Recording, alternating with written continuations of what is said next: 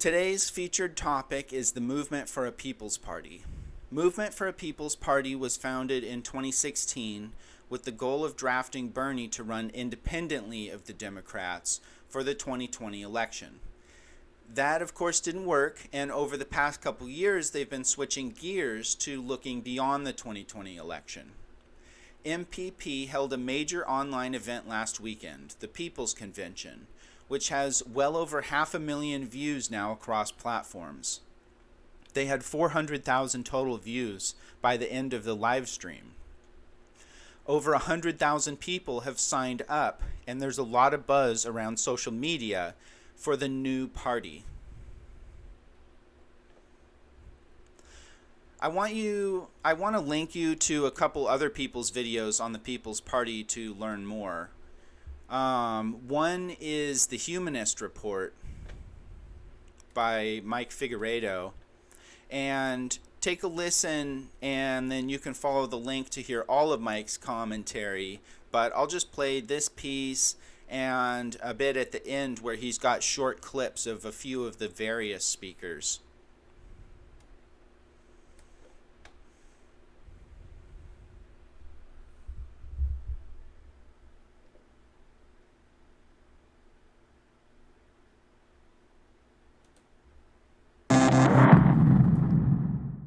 I don't know about you all, but I still feel demoralized and a little bit uneasy after watching the, cringeworthy DNC convention and the horror show that was the RNC convention. But thankfully on Sunday, we had a different sort of convention take place.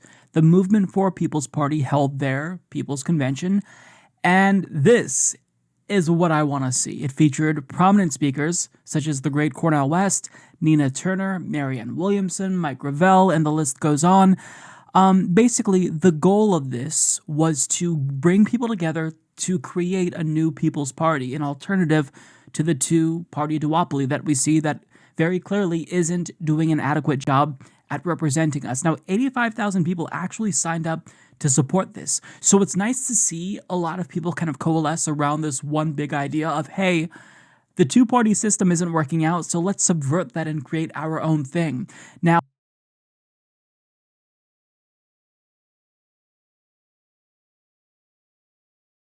the Greens 5%, right? So what I want is for the people. There is a huge fundraising deadline coming up for Senate Democrats, and they need your help right now. People's Party to be a thing that's viable. So if you support this, and I don't know who doesn't support this, because whoever can't see the need for an alternative to the Democratic and Republican parties, I don't get that. I don't understand you. But I think most people who are watching know that there's a need for this. We need a People's Party, and I'm glad this came together. So what we have to do now is put in the groundwork. This is a grassroots movement, right? This is the formation of a People's Party. So that means you put in work, you push for electoral reform, you push to make sure we get campaign finance reform to decommodify elections. So this new institution that we build, if we make it viable, doesn't get corrupted in the same way that Democrats become corrupted. But with that being said, overall, speak, these are my favorite parts from the convention. Capitalism doesn't separate itself from racism. You cannot fix something that was built to be broken. We have to shatter the systems that oppress us and rebuild everything for all of us. The audacity of both parties in this country to say we cannot afford universal health care when Democrats and Republicans both fund our war machine. Well, guess what? It's time for us, the people, to be audacious. I'm sure you've all noticed that the two-party system is not working for everybody. In fact, it's only working for corporate America and the wealthy elites. They fear the third party more than anything else. And guess who knows that from experience? You're looking at him. See, they think we're stupid. They think we're stupid. They think we're afraid. How are we ever going to stop the racial injustice crisis when both parties are in the pockets of the for-profit prison industry? How are we ever going to stop the cost of healthcare crisis and the lack of healthcare crisis when both parties are in the pockets of big pharma and the giant insurance companies? How are we ever going to stop the economic inequality crisis when both parties are in the pockets of the billionaire class? There have been people in every generation that have taken the wheel, had pushed back against the forces that were transgressing against our principles, and did what it took to get this country back on track. It is simply our turn. 57 years and 3 days ago, the greatest public intellectual in the history of the American empire died in Ghana. His name was W.E.B. Du Bois. And that next morning, young brother Martin Luther King told America about a dream that he had, which was not the American dream, but a dream rooted in the American dream, and has everything to do with the movement for People's Party.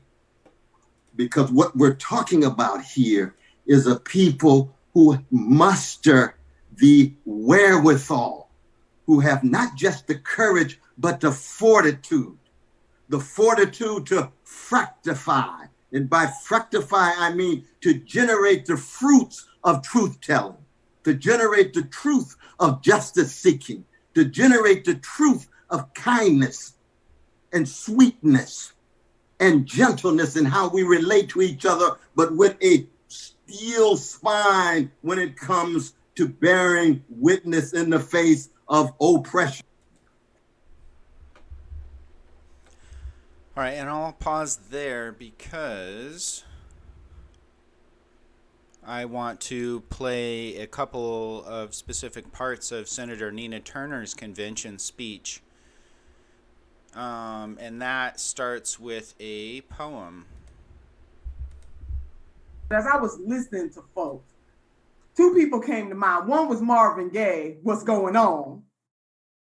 And then the other one was a poem that Langston Hughes wrote, and I believe he wrote it in 1938. And he was talking about the pain of Jim Crow and what was happening in this nation. And it's titled Kids Who Die.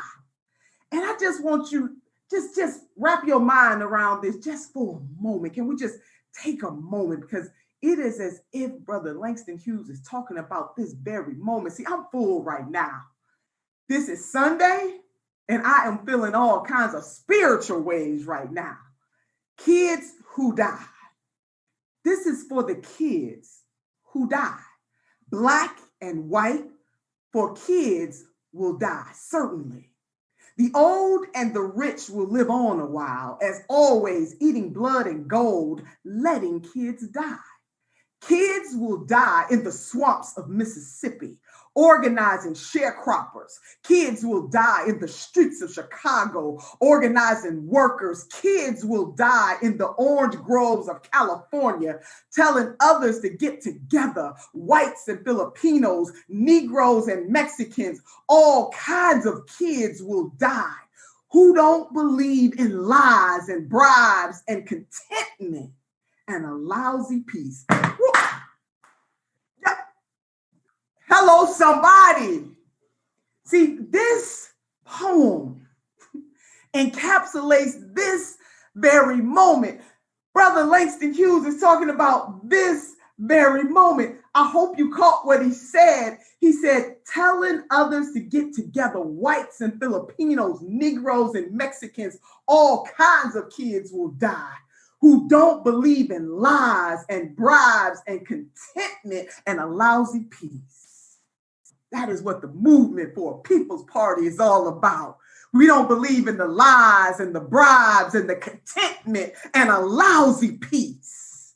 How can we have peace in moments like this, when over 90 million of our sisters and brothers are either uninsured or underinsured? How can we have a peace when you got a Congress that goes on recess while millions of people are facing eviction from their homes? How can we have peace when on the streets of America right now, Black lives have been lifted and reaching out, calling out the racism and the white supremacy and the bigotry of a system that was created for Black lives to languish? How can we have peace when you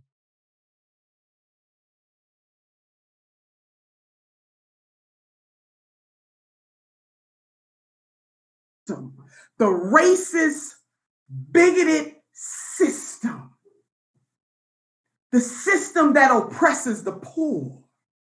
That system was created by design.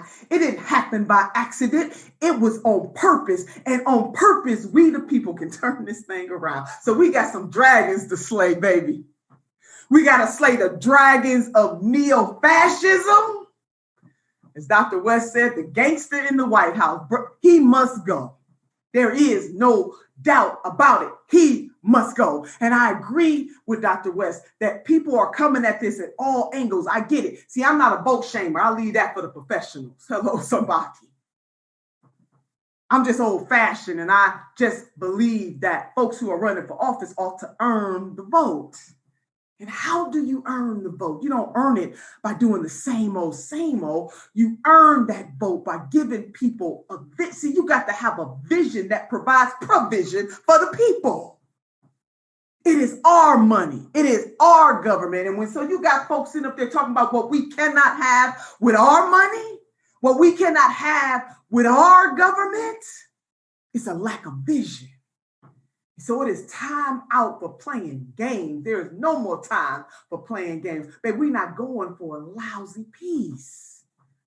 So we come together in the spirit of sisterhood and brotherhood. We stand together as people from all walks of life who understand that we must put a little extra on our ordinary so that extraordinary things can happen. They will. They have throughout the course of history. We stand in solidarity with other poor people all around the world. Hello, somebody. Because the Reverend Dr. Martin Luther King Jr. got it right when he said what happens to one directly happens to us all indirectly. We won't stand for a lousy peace. Even as we fight the neo-fascists, we will not stand for a lousy peace because we know that neoliberalism is what got us here.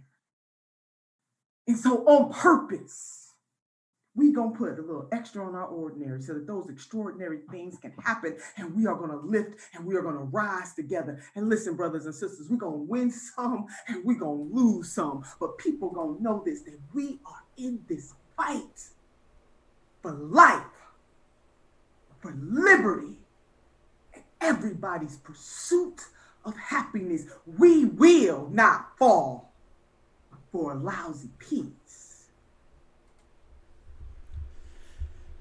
That was a beautiful speech by Senator Nina Turner, and I recommend you watch the rest of her speech as well.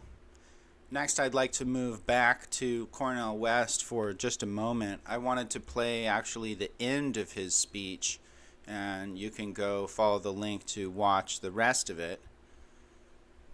But I thought the end was particularly good and particularly relevant to the conversation we've been having about voting green in 2020. And reawakening of it. Last but not least, at this particular moment, I've got brothers and sisters on both sides. When I listen to Noam Chomsky and Angela Davis, and even my dear brother Bob Ovakin and brother Carl Dix and others, they say, oh, we agree with the critique of the empire, but we cast a vote for Biden. I say, ooh, I'm not used to voting for milquetoast folk like that. But the anti-fascist folk, okay, I do understand. But I hear my dear brothers and sisters on the other side, Chris Hedges, Glenn Ford, Paul Street, Margaret Kimberly, Juma Baraka. I love those folk too. I learned so much from them. They all comrades. They say you can't vote for a neoliberal. You can't vote for the same Biden. You bring such critique to bear. You got to go for Green. You go for Brother Howie. You go for Sister Angela. That debate is a real one. And it ought to go on. And at the moment, I'm leaning with Angela. I'm leaning with Marianne. I'm leaning with Noam Chomsky. But it's not that it makes me that much better. I just believe as part of an anti-fascist coalition, Trump's fascism is one that calls into question the very possibility for any rights and liberties so that all of us could be gone. That's kind of basis that he has. What is it? 1 out of 4 of the folk who support him want to shut down the media. That's the kind of fascist sensibilities. This is Sinclair Lewis. It can't happen here, taking place slowly in real time before our eyes. This is the kind of moment we live in. This is why this movement for People's Party is so fundamentally crucial. And we will resist the same self-righteousness that we get among the neoliberals. We are stepping into the unknown. So what? I come from a people that step out on nothing and still land on something that we ate, that we helped create based on a love of truth and a love of goodness and a love of beauty. And keep beauty in there. Beauty is very important for empowerment. So I want to bring this to a close. I want to thank you, Brother Nick. And I want to let you know that we've got to make sure that the lifting of the voices become waves all around the country, grounded in the local, but always having a global perspective of the American empire, keeping track of its worst, but also keeping track of the radical democratic tradition that has lodged itself at the center of the soul of America, but never at the center of American politics. And it has always been multiracial, even though in a certain sense, it's been disproportionately Black. That's how deep white supremacy cuts. And you can't have fascism in America without white supremacy being its face. And that's why it's so crucial that all of us attempt to be decent people who have integrity, honesty, and courage, and be willing to enact kenosis, to empty ourselves, to donate ourselves, to sacrifice ourselves for something grander than us, that have everything to do with the best of those who came before and have everything to do with the children yet to come. And again, that was just the end of a great speech by Dr. Colin West, so I encourage you to follow the link below and watch the whole thing. Next, I just want to play a couple of short clips from Chris Hedges' speech.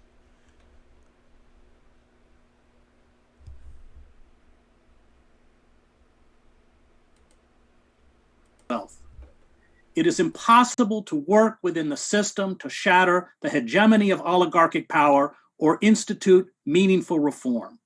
Change, real change, will only come by sustained acts of mass civil disobedience and mobilization, as with the Yellow Vest movement in France and the British-based Extinction Rebellion. If we do not respond to the social and economic catastrophe through college, if we do not rebuild our labor unions, along with instituting universal health care and an end to the squandering of our resources on endless war.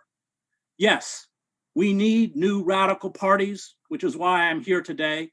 And in this election and from now on, we need to stand up for our values, not surrender them, which is why I urge you in this election to vote for the Green Party. I am not willing to surrender every issue I care about to become an accomplice in this moral squalor and death march to extinction. But I'm also not naive enough to tell you we can win. The corporate state has built very effective mechanisms of control and oppression. But these corporate forces have us by the throat, and they have my children by the throat. In the end, I do not fight fascists because I will win. I fight fascists because they are fascists. Thank you.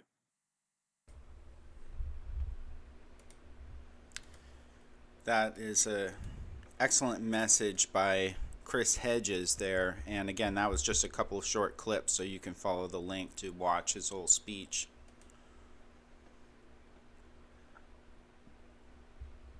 And finally, I will just share a short clip from the Katie Halper show from September 2nd. And this is an interview with People's Party co-founder Nick Brana. You ready to go? Okay. Welcome, Nick Brana. How are you? Katie. Hey, how are you? Nick at night. Doing great.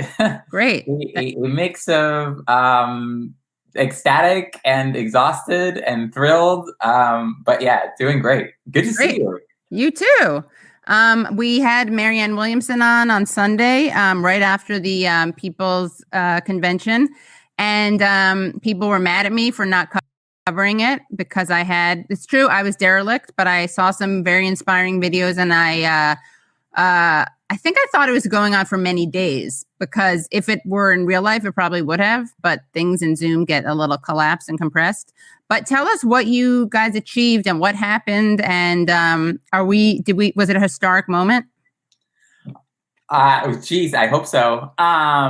It could have been multiple days. When we initially announced it with Senator Turner and Dr. Cornel West, which was only 3 weeks before we actually had the event. Wow. And so like I'm kind of blown away by what we managed to achieve, and I'm super happy about what we managed to achieve in 3 weeks and all the people we got together. But we had it at only 2 hours, and then the response was so overwhelming in terms of speakers and people who wanted to join that we just had to keep kind of like extending the program, and it ended up being almost 6 hours, like 5.5 hours. And a bunch of us were like, oh geez, I don't know, are people gonna like be into that? Are people gonna watch the whole thing? Do people have like the attention span for more than like a movie? Right. But in the end, there was like, we were like number 2 top trending and number 5 top trending throughout the entire presentation, and people were watching the whole thing. It was amazing. Like it blew us away. Yeah. And what is the People's Party's vision? I mean, so we came very much out of like the Bernie campaign in 2016. I was Bernie's national political outreach coordinator, lobbied the superdelegates for him, miserable job, and then helped him found Our Revolution, was the electoral manager there. And those experiences convinced me personally that the Democratic Party could not be reformed, that it was, as corporate as the Republican Party. Corporate law, they take the same corporate money, even on the CPC, unfortunately. And they have... That's the CPC being... Congressional Progressive Caucus. Yeah. And they have corporate lobbyists on their national committee, which they just defended like about, a few weeks ago and decided to re-up that.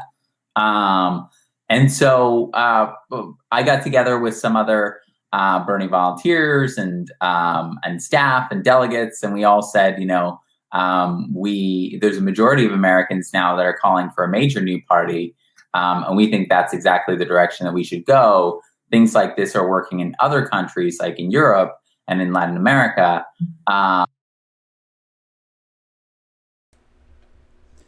And that, again, is a clip from the Katie Halper show, which you can find a link to below. There's a lot of, further conversation that's interesting there. So take a look and give a subscribe to Katie Halper. So the argument for the Green Party is that people have been working on it since 1988.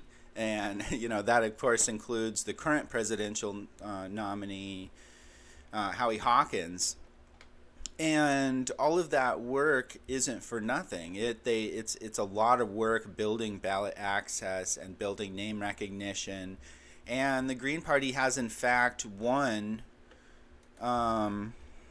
Whoops.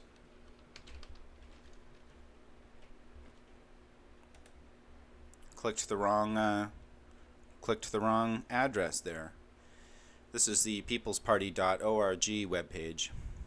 Anywho, so the Green Parties have locally won over 1,000 elections so far. So it's already a base and a history on which we can build, whereas the People's Party is starting from scratch. So it's just going to take far longer than we have time for.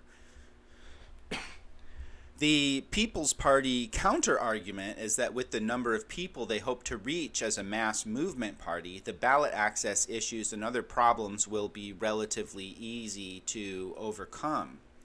The People's Party convention was a great point in their favor because, as you've heard, they've got over 1 million views already and, big names to participate and just a ton of interest from folks, and so that's a point in their favor on that argument because of the number of people participating so far. So what do you think? I'd like to hear in the comments, and I'll follow up in the coming weeks. Should we start a local hub for the People's Party here in Olympia? Have people already started working on that? Have you started working on it in another area where you live? I'd love to hear from you. And again, we will follow up going forward. That's it for today's show. I want to thank you all for joining me and for all the support. Every like, comment, and share on social media is greatly appreciated. I want to keep building this as a local platform for community discussion of the news and politics that affects us here in the Pacific Northwest from a leftist perspective. If you would like to be a part of the show in some way, you can find my contact information below. Thank you, as always, to all those working to make a better world in every way that you, in every way that you do. Love, peace, and see you next week.